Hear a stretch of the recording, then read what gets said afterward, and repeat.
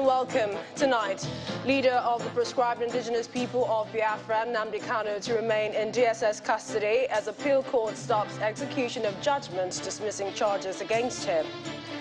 Appeal court in Abuja reverses judgment of a lower court sacking Ebonyi State Governor David Umahi and his deputy for defecting from the People's Democratic Party to the All Progressives Congress. And President Muhammadu Buhari appeals to security agencies and Nigerians to be vigilant in the wake of the latest travel advisory issued by the United States and the UK governments. On business news tonight, Naira and cryptocurrency official exchange rates hit record low following Nigeria's central bank's plan to redesign some currency notes. And on sports news tonight, Team Nigeria's Esther Nwogu sets 2 next-gen powerlifting world records on her way to winning gold at the African Open Championships in Cairo, Egypt. From Abuja, the Minister of Finance, Mrs. Zainab Ahmed, says the Central Bank of Nigeria did not consult fiscal authorities before taking a decision to redesign the nation's currency notes by December. And in international news from London, Russian officials say they have completed an operation to move civilians out of Kherson ahead of an expected battle with Ukrainian forces.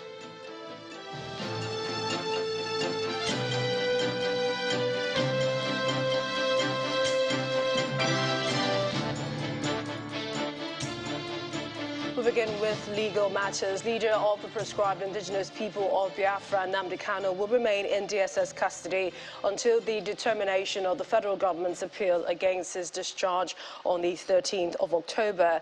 This followed the ruling by the Court of Appeal in Abuja today, which upheld the federal government's stay of execution of its own judgment, which dismissed the 7-count charge preferred against Mr. Kanu on terrorism charges.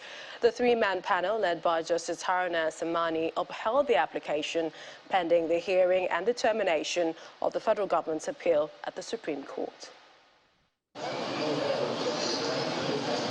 The leader of the indigenous people of Biafra, Mr. Nnamdi Kanu, will have to remain in the custody of the Department of State Services pending the hearing and determination of the federal government's appeal at the Supreme Court, which is challenging the October 13th judgment that had released him. This development follows the decision of the Court of Appeal that upheld the application of the federal government for stay of execution of the said judgment. In the ruling, the panel held that the counter-affidavit filed against the federal government application by Kanu's legal team was misleading and held that the federal government's application was meritorious. The court further ordered that the registry of the court should transmit the record of the appeal to the Supreme Court immediately. The federal government had sought for the execution of the judgment to be suspended pending the resolution of its appeal lodged at the Supreme Court. The federal government had held that Mr. Nnamdi Kanu was a flight risk and it was in the interest of justice and relative peace in the southeast. But his legal team had insisted that he never jumped bail and his release will only bring peace and tranquility to the southeast. This very Court of Appeal also made an order this afternoon that the records of appeal should be compiled and transmitted to the Supreme Court within 7 days. That gives an indication that we are going to have an expeditious hearing of the appeal itself at the Supreme Court. So in terms of strategy and next line of action, having just delivered this ruling, is that we will consult with the Chief Counsel, Lead Counsel, Chief Michael Zekome, Senior Advocate of Nigeria, and he will give us necessary instructions as to what to do moving forward. The Supreme Court is the only hope left for Mr. Nnamdi Kanu, as many eagerly await the hearing and determination of the federal government's appeal before it. Staying with the court, it was another matter before the Court of Appeal Abuja, which reversed the judgment of the Federal High Court sacking the Ebonyi State Governor David Umahi and his deputy Eric Igwe for defecting from the People's Democratic Party to the All Progressives Congress. A 3-member panel of the Appellate Court, also led by Justice Haruna Samani, held that the 1999 Constitution, as amended, did not provide any punishment for a governor or deputy governor who defects from a party on which platform platform they got to office. Now, the appellate court further held that the only option open to a political party aggrieved by the defection of a governor or deputy governor is to explore the impeachment option provided for in the Constitution. The court aligned with an earlier decision on the same issue given by the Enugu Division of the court. Justice Ekweremadu of the Abuja Federal High Court Abuja had on March 8, 2022, ordered Governor Umahi and his deputy to vacate their seats on grounds that the PDP won the election of March 2019 and not its candidate. To electoral matters now, where the National Security Advisor, retired Major General Nnamdi Kanu, has described some recent attacks on political campaigns and offices in Kaduna, Zamfara and other parts of the country as worrisome. The National Security Advisor, who was represented by Mr. Sanusi Galadima at the Interagency Consultative Meeting on Election Security in Abuja, notes that if left unchecked, the current situation could signal a potential threat to the peaceful conduct of the 2023 elections. He, however, expresses hope that the second phase of the National Peace Accord, to be signed by politicians in January, will help reverse the ugly trend. This is the first time that members of the Interagency Consultative Committee on Election Security are meeting after the conclusion of the Osun governorship election. Interagency Consultative Committee. The INEC chairman wants the committee to draw from the successes it recorded in Ekiti and Osun governorship elections and replicate same in the 2023 general elections. There are important lessons from the Ekiti and Osun governorship elections that will help in our planning for the 2023 general election. Synergy among the security agencies facilitated the timely deployment of election materials. As a result, polling units opened on time, collation of results started promptly, and declarations made in good time. Going forward, Nigerians expect an even better performance during the 2023 general election. The INEC chairman also commended the committee's initiative, which led to the expansion of its membership to include the Economic and Financial Crimes Commission, which he says played a pivotal role in the fight against vote selling and buying. In our determination to curb the menace, the membership of ICSES was expanded to include the Independent Corrupt Practices and Other Related Offences Commission, the ICPC, and the Economic and Financial Crimes Commission, the EFCC. The two agencies have been deploying their operatives during elections, and this effort is paying off. However, the National Security Advisor, who is represented by Mr. Sanusi Galadima, decries recent attacks on some political rallies in some states. The NSA has observed the violent dimensions of electioneering campaigns, which characterizes attacks on campaign rallies, political campaign offices, as well as passing of uncomplimentary remarks and uncalled utterances among politicians, which recently witnessed in some states, signal potential threat to the smooth conduct of the forthcoming elections in February 2023. There is a growing concern about security ahead of the 2023 general elections, and many electorates want to see the electoral umpire and security agencies move beyond the rhetorics and de-escalate tensions before the elections next year. To national security now, the president has advised security agencies and citizens to maintain calm and remain vigilant as security agents are proactively rooting out threats to keep citizens safe. President Muhammadu Buhari, who returned from a 6-day trip to Seoul, South Korea earlier today, said the recent changes in travel advice from the US and UK governments should not be a cause for panic. In a statement released by his spokesman, Mr. Garba Shehu, today, the president says that having terror threats and being listed on a foreign government's travel advice is not exclusive to Nigeria. According to him, the advisories do not mean an attack in Abuja is imminent, as the UK and US travel advisories also indicate that there is a high likelihood of terror attacks in many Western European nations as well. The president reassures that security measures have been reinforced in and around the FCT since the July prison raid, and heightened monitoring and interception of terrorist communications to ensure potential threats have been caught further upstream. Meanwhile, the Nasarawa state government says it will not be caught napping on security issues due to its proximity to the nation's capital.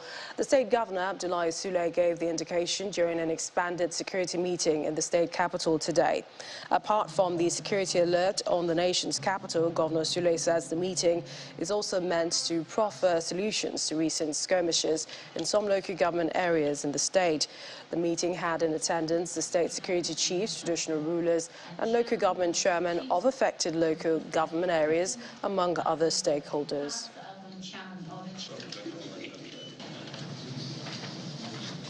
So the essence of the expanded meeting, actually, while we were in Abuja, a lot of things were happening, and in line with our own way of doing things, we said we wanted to be proactive. We could not actually wait until situations happen before we take any action. So as we all know today, and everyone is knowing, more and more countries are joining United States as well as UK to warn the citizens about the security alert, about possible attacks, in Abuja, especially government buildings, places of worship, schools, markets, and the rest of that. Whatever affects Abuja definitely affects us. So we can't wait until anything happens. So one of the major reasons for inviting you is for us to be proactive, to get ready, and to plan against all these alerts. Where it's better for us to be over-prepared and nothing happens than for us to be unprepared and something happens. So that is one of the reasons why I asked for that meeting. But we also have so many issues of our own. Unfortunately, we thought maybe we had taken care of this once and for all, but they continue to happen now more and more, especially in Kokora, Kiana, Duma, and Nasarawa local government areas. And they are becoming more and more pronounced. And so it is very important, that we see this, especially because of the elections that are coming. Some people will use the opportunity of politics, in order to capitalize on it and escalate, some of these problems. Staying with security, in Katsina State, the police command says it has rescued at least 21 kidnapped victims, comprising 15 women and 6 children in the Dutsima local government area of the state. According to a statement by the police, the victims were rescued in the early hours of today after the police command received a distress call that terrorists and their numbers had stormed Buraji and Sabonsara villages on motorbikes, shooting sporadically with AK-47 rifles. The operation was led by the area commander, Dutsima, ACP Mohammed Makama, who led a team of police tactical units, blocked the exit routes at Gadun Sarki village, and engaged the terrorists in a fierce gun duel and successfully rescued all the victims. The statement further notes that many terrorists were killed in the process, while some escaped with gunshot wounds.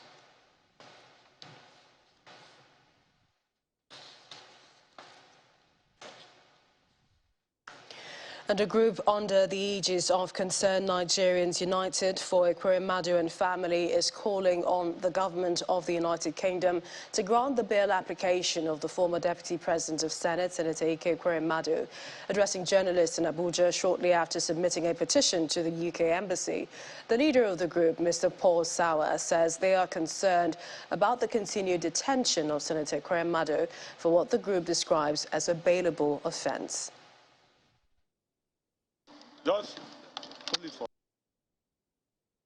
We just submitted a protest letter to the UK High Commission over Ekweremadu's continued detention.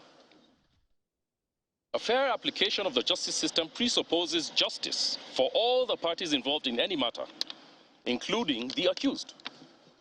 It presupposes innocence until proven guilty. These fine principles of the law guarantee the fundamental human rights of every accused. We are therefore concerned about the continued detention over a clearly bailable offense. By their schedule over there, Senator Ekweremadu's real trial to determine his innocence or otherwise begins or will begin in May 2023, by which time he would have spent 1 year behind bars. Worse still, we gather that the British authorities are also poised to charge Senator Ekweremadu's ailing daughter to court on the same matter. This is most disturbing, especially as we had expected the UK authorities to be more humane and more concerned about the treatment and recovery of the poor lady. We are then moved to ask, where is the humanity in all of this? Where is human rights in all of this? Where is the presumption of innocence for the accused?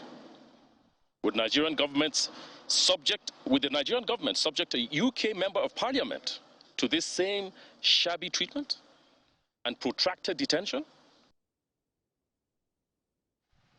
In part two, after the break, Minister of Finance, Mrs. Zainab Ahmed, says the Central Bank of Nigeria did not consult fiscal authorities before taking a decision to redesign the nation's currency note by December. That's in a moment. Do stay with us.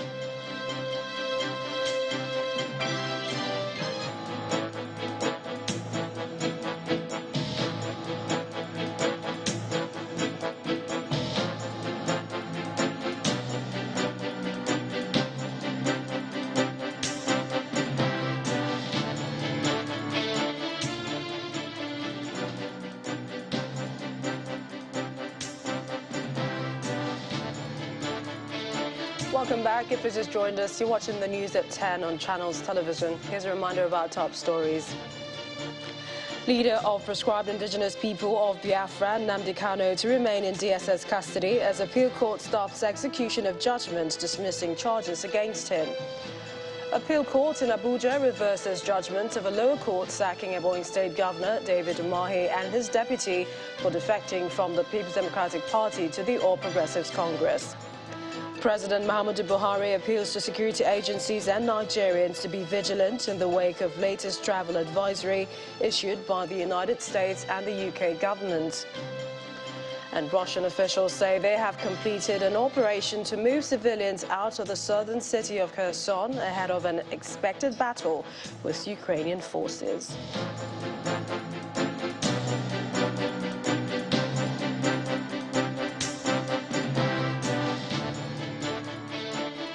We have more stories from our Abuja studios. It's over to you, Gloria. Thank you, Millicent. Now, 2 days after the announcement by the Central Bank Governor to redesign some of the nation's currency notes, it appears that decision does not have the backing of the fiscal authorities.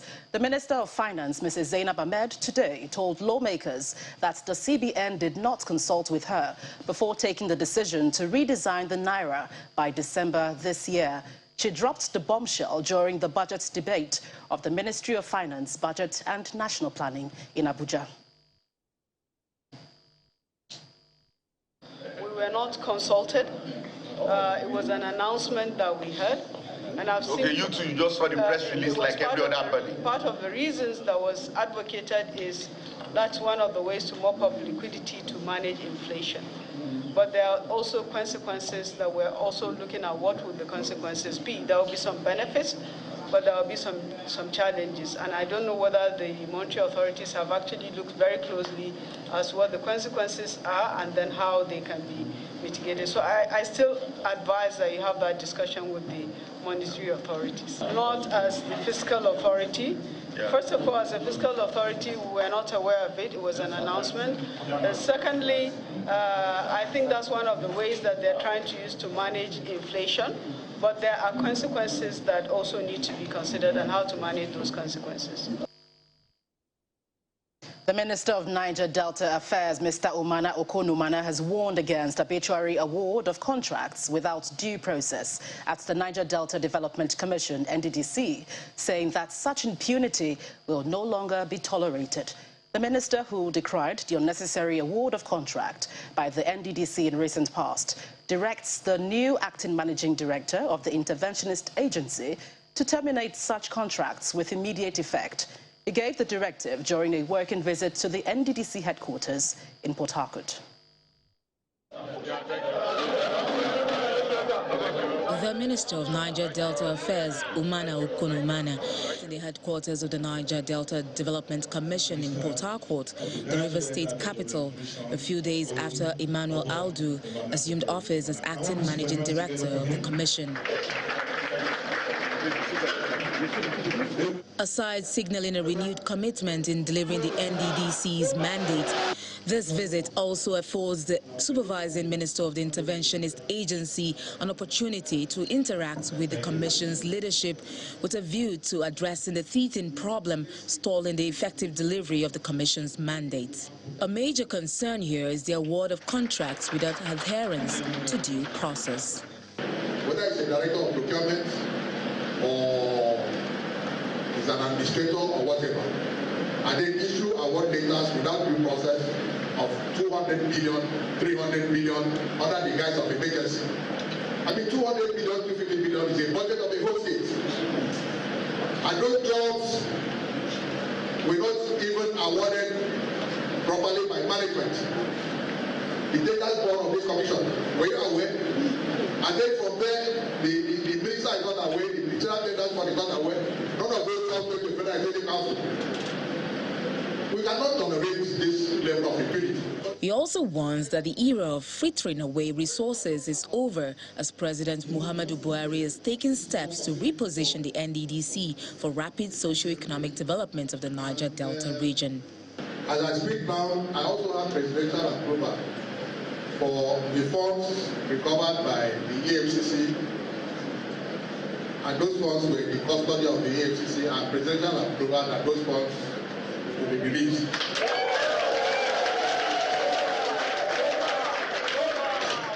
For the new acting managing director of the NDDC, the commission is ready to make a difference, and that his mantra of doing things right will birth a new image for the agency. All we have lacked in this period is not just that leadership has failed, but we have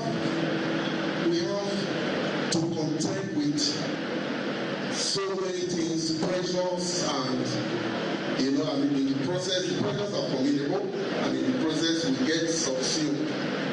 But I told us that the solution, the panacea to that pressure, is doing things right. With the oil-rich Niger Delta still plagued by underdevelopment, despite providing the greater chunk of Nigeria's oil wealth, the region is longing to see a clear-cut approach to solving the myriad of issues stalling its development. Worried by the continued smuggling of migrants to near and distant countries for undignified jobs, the Nigeria Immigration Service is partnering with concerned groups to enlighten members of the public on the dangers of irregular migration. The measures include a meeting and walk on major streets in Benin City, the Edo State capital, where top officers of the service and former victims of migrant smuggling shared information with members of the public. A meeting to explore ways of curbing migrant smuggling has drawn these concerned Nigerians from different fields, including officers of the Nigeria Immigration Service, border management agencies, and members of non-governmental organizations into this hall in Benin City, the Edo State capital. This event is timely, as information dissemination has become the better and most viable tool to help stem the ugly menace of smuggling of migrants. It is often said that information is power, which of course this program is intended to achieve. The Assistant Controller General in charge of Migration Directorate, Angela Isekaiwe, has come here from the service headquarters in Abuja with a message. According to the UNODC research report, half of smuggled Nigerians surveyed in 2021 reported physical violence, while 25% cited being detained, and 20% described sexual violence. More speeches follow. If you know that you can actually acquire this passport paying less than 30,000 naira, why procure the service of someone who will deceive you? Because these things are amplified by ignorance and fear and blind ambition. This young woman was once a victim of migrant smuggling. When we got to Saba, that was when they truncated me. That's what they call kidnap. They truncated me. After 2 days, Arab woman came to buy me. They bought me for 5,000 dinars. That's 500,000. Gratitude shines in her voice, but the words narrating a horrible experience bring many to tears. In fact, some people drank their urine. It gets even more solemn in the hall as videos of the harsh treatment smuggled migrants face in the hands of captors are played. These are Nigerians and other Africans, Nigerians and other African nationals that were caught by the police, Moroccan police. The charge that the message is spread fires up this movement a day after as the group walks around parts of the city, making stops at public places, including markets. If they want to travel, make them go by air. Make them not follow smugglers. Make them not go by road through Kano, to Agadas, to Libya, then to sea, to Italy. You know they walk in. All of them, they die for Atlantic Ocean. The students also get a visit where some former victims of migrant smuggling join in enlightening them.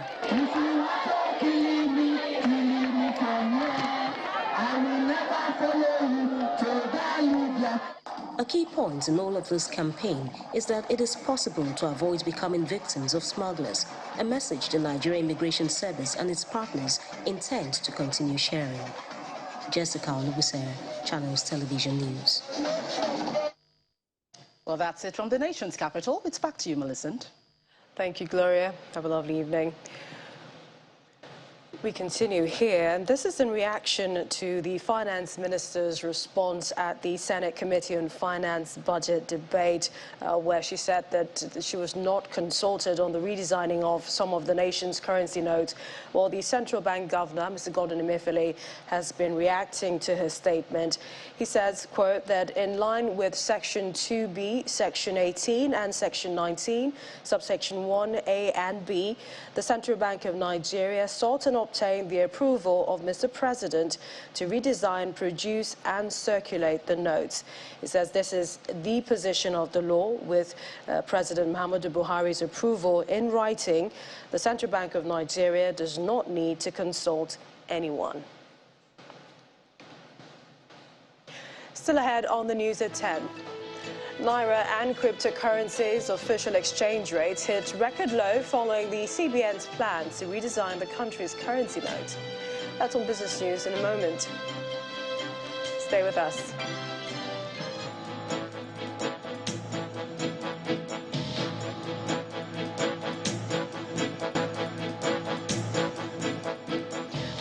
We continue with health. The Nigerian Institute for Medical Research, NIMR, may have recorded yet another success as it unveils the monkeypox test kit, which is locally manufactured. According to the Director General of NIMR and Minister of State for Health, the test kit will further enable medical practitioners and researchers have access to more information and details of pathogens causing pandemics. To advance the course of medical services in Nigeria, the Nigerian Institute of Medical Research is extending its work to ensure that it has the necessary equipment and manpower to understudy new pathogens and seek solutions to the country's healthcare issues. The entrance of COVID-19 has opened up partnerships between the Nigerian Institute of Medical Research and organizations to produce test kits, which has brought forth the celebration of the day, the release of a test kit for monkeypox. What we are trying to do is to produce kits that bridges the gap, so this kit is highly effective. Nigerian Institute of Medical Research promises that more will be done to ensure that Nigeria and Nigerians reduce expenses on medical trips abroad. The idea is that if we are able to produce from home, it's going to be cheaper and be made available easily to health facilities so that they can use it to test cases and determine whether these cases are positive or not. Today, the Minister of State for Health, Joseph Nkama, comes calling, and after his tour, he sheds light on the collaborative actions being taken to develop the nation's healthcare sector. So you can't question the good intent of Mr. President. His love for the country, his love for Nigerians is all geared towards giving us the necessary finances we need to make sure that we succeed in terms of research, in terms of diagnostics, in terms of clinical services, both at the hospital and any other place that we need to give Nigerians the basic health coverage.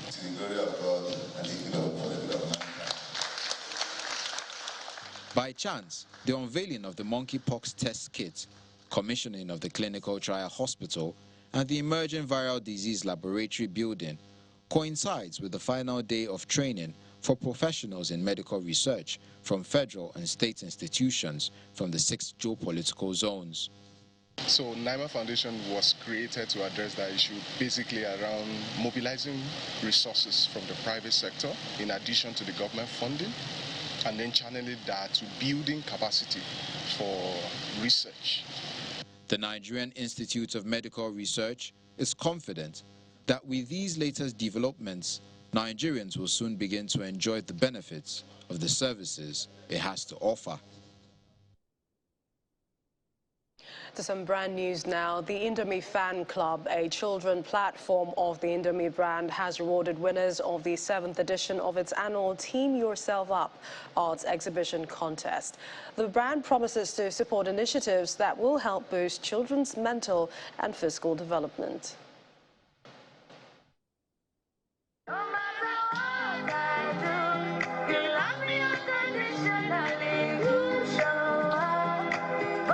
Fueling the creativity of Nigerian children comes into focus at the season 7 of the Indomie Team Yourself Up in Lagos. Hey, you show me love, waiting, I show you show me, Sophia.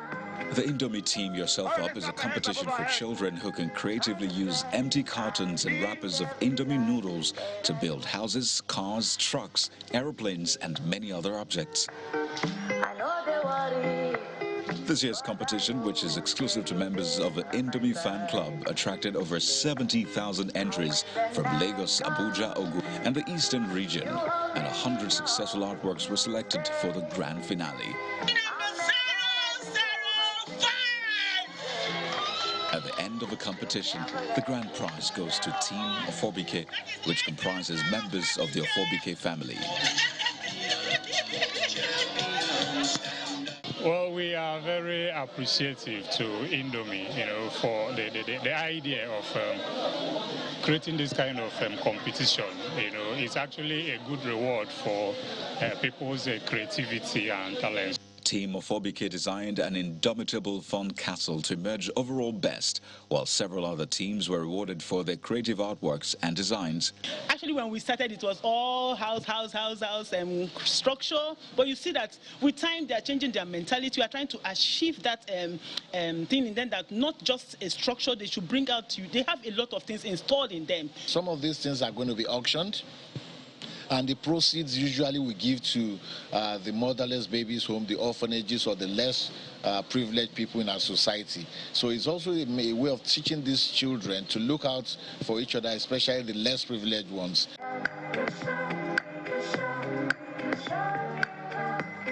Dufil Prima Foods PLC believes that the Indomie Team Yourself Up competition strengthens the relationship between children and their guardians.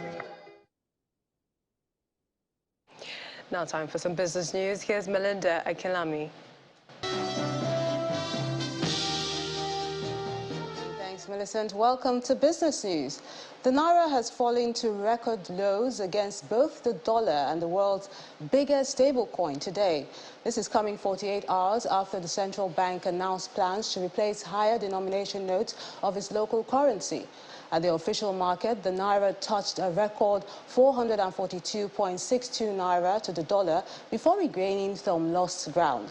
At the same time, the local currency weakened to 780 against the dollar at the parallel market from 753 on Wednesday. Similarly, the local currency was quoted at 787 plus 0.9 to the dollar at 3:41 p.m. local time on cryptocurrency trading platform Binance, compared with the 763.5 Naira on Wednesday. The IMF has urged Nigeria to apply caution in its plan to avoid any move that could undermine confidence in the financial system. Meanwhile, the central bank governor, Mr. Godwin Emefiele, has been reacting to the statement by the Minister of Finance. Mr. Emefiele says that in line with Section 2B, Section 18 and Section 19, subsection 1A and B, the CBN sought and obtained the approval of President Muhammadu Buhari to redesign, produce and circulate notes, and this is the position of the law, with the President's approval in writing. The CBN does not need to consult anyone else.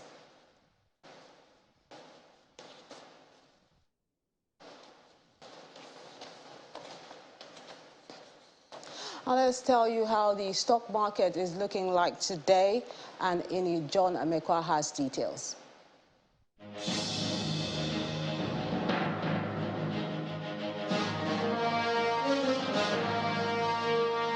Thank you so much. Welcome to the stock market report, where value went up about 200% compared to yesterday. It went from just about 1 billion yesterday to 4.40 billion today. Does that say the market was good? No. Let's look at the volume. 123 million at the close of trade. Deals also went up compared to yesterday. Yesterday it was less than 3,000. Now, what this means is that the all share index dropped today, and it dropped really bad today. It's at 0.61%, and then we've lost the 44,000. We've also, when you talk about the market cap, lost the 24 trillion. And where does this come from? Mainly it comes from industrial goods. Dangote cement went down today. That's why industrial goods is down almost 5%. MTN also drove the market. Well, this is not the plan for this week. We did hope that this week investors would be taking advantage of the dip, but obviously that's not what we have had. But let's do it again next week and see if the market will look better. That's a stock market report. It's back to you.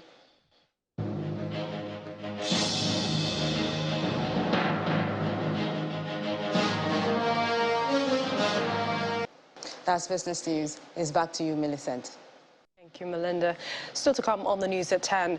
Russian officials say they have completed an operation to move civilians out of the southern city of Kherson ahead of an expected battle with Ukrainian forces. That's on international news and around the world in 5.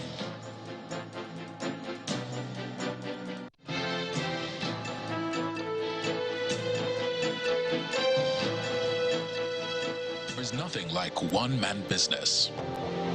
One creates an ecosystem of products and services. Another supports. One plants. Others harvest.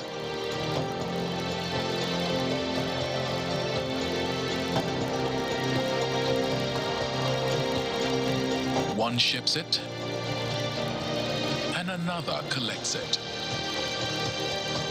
One seeks answers. The other prescribes solutions. One man produces, another consumes. There is nothing like a one-man business. Business is finding the right partner that goes all the way with you, with answers that lead to your business growth. Find your growth partner with Stanbic IBTC. Go for growth with Stanbic IBTC. What's your beautiful? My essence and my energy. My natural glow and my confidence. My beautiful is being me. Beauty Month is back. Reveal your beautiful with amazing discounts and gifts of up to 33% off 400 ml Nivea body lotions in participating stores near you. Be you. Be beautiful. Bayless Delight, anyone?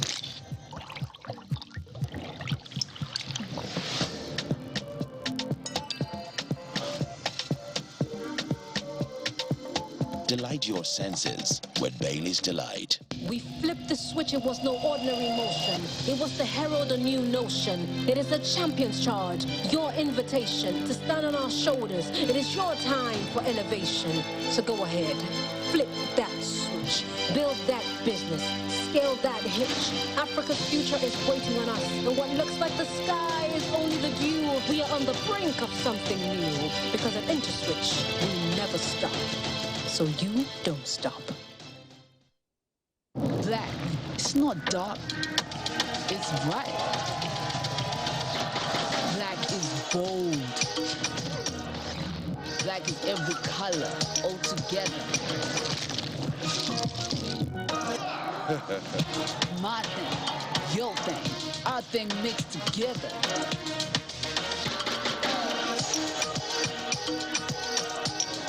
Black shines brighter. Who is a hero? A hero is the one who shows courage and compassion. A person who shows devotion and acts with passion and affection. Heroes are everyday people willing to sacrifice themselves for others. Let's witness exceptional acts of unconditional love and bravery from young children at the 15th edition of the Indomie Heroes Awards on Saturday, October 29th. Indomie Heroes Awards, celebrating young heroes of Nigeria. Bayless delight anyone?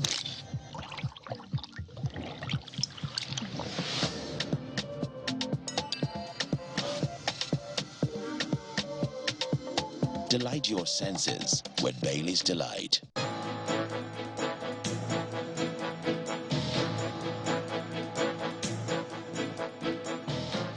The battle for Kherson takes center stage. Russian officials say they are preparing the occupied southern city for defense. Simon Pussy has more on this and other international news and around the world in 5. Good evening and welcome to the Channel Studios here in London with your international news around the world in 5. Russian officials say they have completed an operation to move civilians out of the southern city of Kherson ahead of an expected battle with Ukrainian forces. At least 70,000 civilians are said to have crossed the Dnipro River in what Ukraine has called forced deportations. Ukraine's southern Kherson region was one of 4 areas of Ukraine annexed by Vladimir Putin last month, despite Russia not having total control of any of them. Kherson city was captured shortly after Russia's invasion last February, but in recent weeks Ukrainian forces have steadily recaptured territory on the west. The world's richest man, Elon Musk, has completed his $44 billion takeover of Twitter. Mr. Musk tweeted, "The bird is freed," and later said, "Let the good times roll." A number of top executives, including the boss, Parag Agrawal, have reportedly been fired. The completion of the deal brings to an end months of legal wrangling, but it has prompted questions over the platform's future direction. The New York Stock Exchange said on Friday that trading in Twitter's shares had been suspended, giving the reason as merger effective. Meanwhile, the European Commission said Twitter will have to abide by EU rules.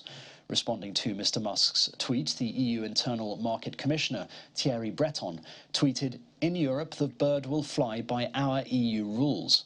It's after rumours that Mr. Musk, who describes himself as a free speech absolutist, plans to see the company have fewer limits on content. What Thierry Breton was doing, quite rightly so, was simply reminding what is the framework that any company operating in Europe has to comply with.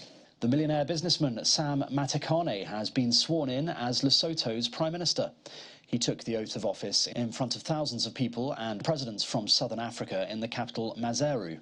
The 64-year-old is a well-regarded businessman in Lesotho, but a novice to politics.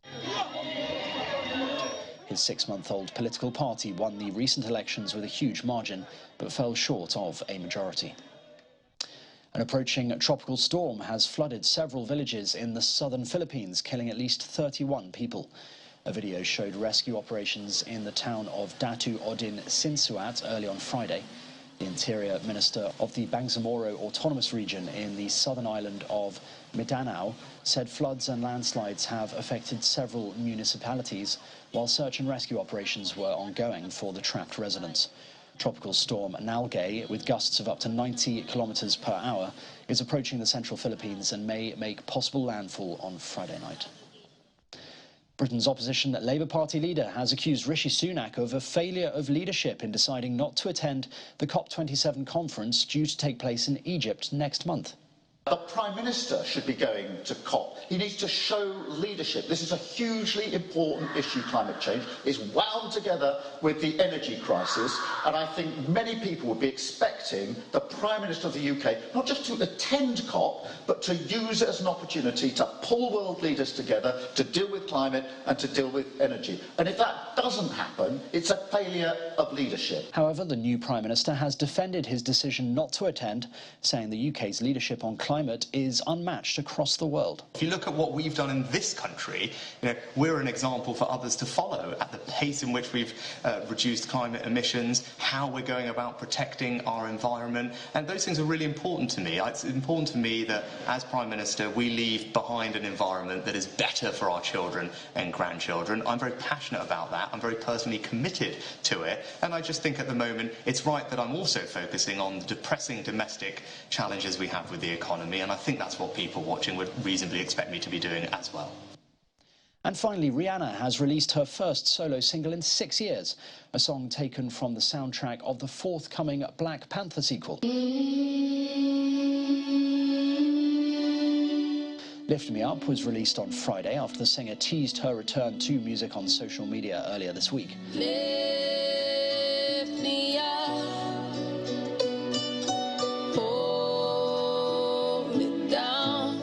The song will appear in Marvel's Black Panther: Wakanda Forever, which is set to be released in November.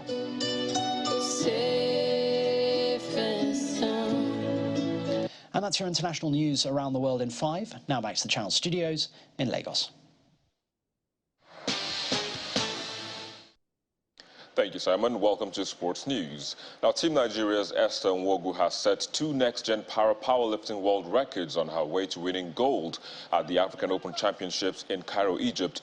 The 19-year-old lifted a total of 114 kg to finish on top of the podium ahead of powerlifters from Kenya and Egypt. Meanwhile, Latifa Tijani won Nigeria's second gold medal of the day in the women's up to 45 kg with a new African record.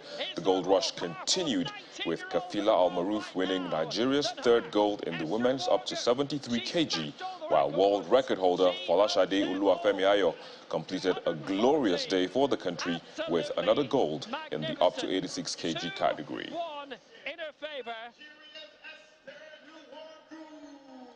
And Chairman of the local organizing committee of the 2022 National Sports Festival, Mr. Patrick Uka, says the contractors handling the refurbishment of facilities have promised to complete the project by November the 18th.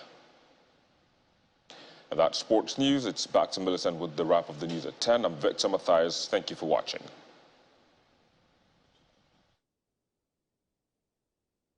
Many thanks, Victor. And the main news again.